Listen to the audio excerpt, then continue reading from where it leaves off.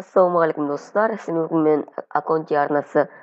Ал достар, бүгінгі видеомызда мен сіздерге осыны или осындай Темірлан болады Аяңқошжановтың ютубтары ананың бәрі қап-қара болып тұрады, соны қалай істейді деп маған бәрі сұрақ қойып сұрайтын еді.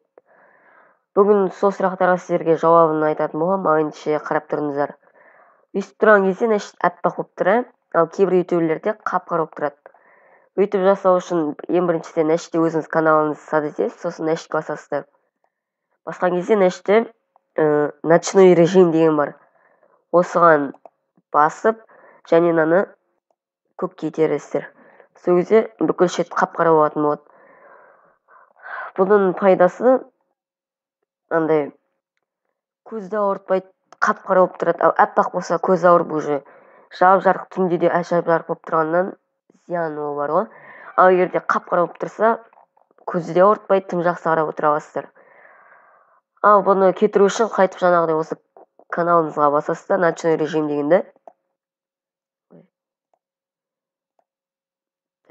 Ночной режимге басасыздар да қайтып отключить деген басасыздар. Міне осындай аппақ болады.